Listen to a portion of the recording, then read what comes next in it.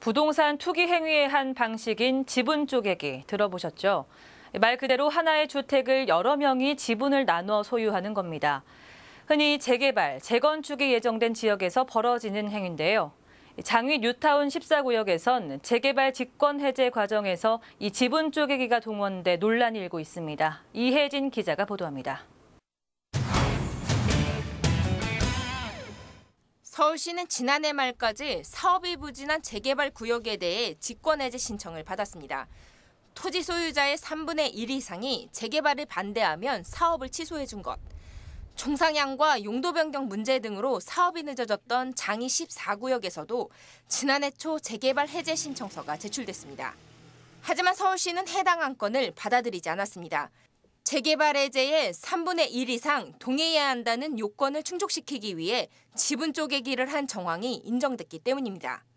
조합 설립 당시 토지 소유자는 1,440명, 이 중 452명이 개발 해제에 동의했지만 직권 해제 기준인 3분의 1을 넘지 못한 것 때문에 지분 쪼개기가 동원됐고 토지 소유자의 53명이 더 늘면서 동의자 수도 함께 늘어 33%가 넘는 동의율이 만들어진 겁니다. 문제는 이 같은 방법으로 해제 신청서가 다시 한번 제출됐고 이번엔 서울시가 해당 안건을 받아들인 것. 이에 재개발을 추진했던 조합 측은 반발하고 나섰습니다. 배우자나 자녀한테 증여 형식으로 쪼개가지고 2016년 12월 13일자 등기, 그다음 동의서 작성, 구청에 동의서 제출, 이렇게 해서 53명이 하루에 이루어지는 불법 행위를 한 사실입니다. 하지만 해제 신청서를 서울시에 제출한 성북구청은 어쩔 수 없다는 입장입니다. 동의율을 높이기 위해 지분 쪼개기를 동원한 부분은 알고 있지만 현행법상 지분 쪼개기가 금지는 아니라는 것. 편법이지만 불법은 아니라는 겁니다. 토지가 됐든 건물이 됐든 일부를 증여 내지는 매매를 통해서 소유권 일부를 이전을 하면 동의자 수가 증가가 돼요.